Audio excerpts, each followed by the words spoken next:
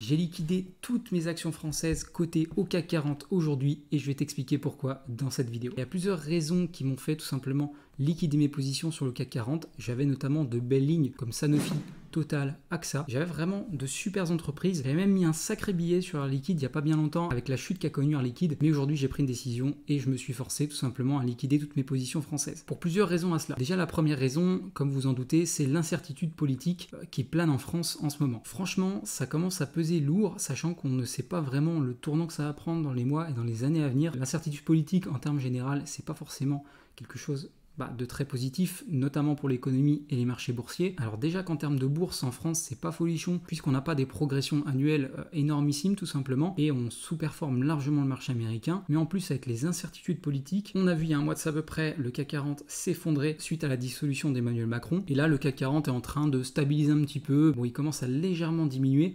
Il n'y a pas forcément de panique pour le moment, mais personnellement, j'ai plus du tout envie d'investir sur le marché français. Je pars du principe que c'est ultra risqué, notamment à cause de la dette qui a atteint quasiment 110% du PIB. Je crois qu'on doit être à 3200 milliards, quelque chose comme ça.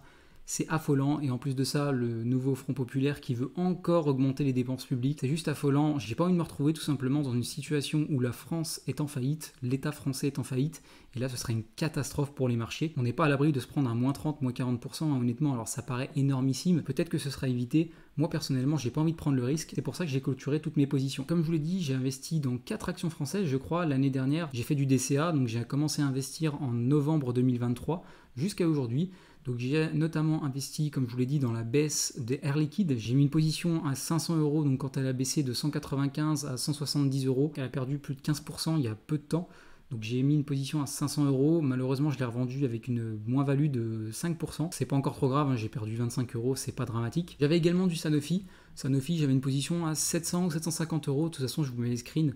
Petite position, pas trop mal, j'ai gagné 3-4% depuis novembre 2023, donc mine de rien c'est pas dégueulasse, on va dire ça comme ça. C'est pas non plus énormissime, sachant que j'avais pas des grosses sommes, mais bon, c'est toujours 3-4% de prix. J'avais également du Total Energy, où là j'ai fait aussi une petite plus-value, j'avais quelques centaines d'euros de total. Je vous mets les ordres de toute façon d'exécution que j'ai vendu aujourd'hui. Et j'avais également du AXA, là où j'ai fait, il me semble, 7% de plus-value, donc c'est également vraiment pas mal. Donc voilà, j'avais grosso modo 1600 ou 1800 € investis sur le marché français. Évidemment, c'est une petite ligne de mon portefeuille puisque la majorité de mon investissement est américain. Et du coup, je voulais vous parler notamment du marché américain avec les liquidités que j'ai récupérées. Je vais notamment investir, je pense, alors je ne sais pas encore, sur peut-être un ETF S&P 500, un ETF World, je ne sais pas encore, ou notamment des gros titres américains tels que Microsoft, Mastercard là qui est en train de chuter, alors il faut que je regarde pourquoi, mais c'est en train de chuter de 3 à 4%, ça chute vraiment pas mal. Pareil pour Visa, ça chute, alors il faudrait que je regarde, mais ça commence à être intéressant, je pourrais peut-être me positionner. Je vais également, je pense, me positionner dans du Amazon, dans du Alphabet, donc Alphabet c'est Google, enfin voilà, pas mal d'entreprises tout simplement américaines, parce que je crois beaucoup plus au marché américain qu'au marché français. On l'a bien vu là sur les dernières années, je vous donne un exemple, mais quand le CAC 40 prenait 2 à 3%, le marché américain prenait 10 à 15. Donc honnêtement, avec l'incertitude politique qui arrive en France, même si le CAC 40 devrait rebondir, on va pas prendre du 10 à 15% par an, on va prendre du 2 à 3%. Et honnêtement, je préfère investir mes sous dans des actions américaines qui vont me rapporter 10 à 15% peut-être encore, plutôt que dans du marché français qui va me rapporter 3% tout simplement. D'autant plus qu'il va bientôt avoir les élections en Amérique, je crois, si je dis pas de bêtises. Et on n'est pas à l'abri que Trump soit élu. Si jamais Trump est élu, ça peut éventuellement faire bondir le marché américain tout simplement. Et on peut peut-être reprendre 10 à 15% en plus sur des grosses actions qui sont très qualitatives. Mais voilà, je voulais vous partager cette vidéo parce que moi personnellement, je crois plus du tout au marché français et je préfère investir mon argent ailleurs tout simplement. Voilà, j'en ai terminé pour cette vidéo, donc petite vidéo rapide.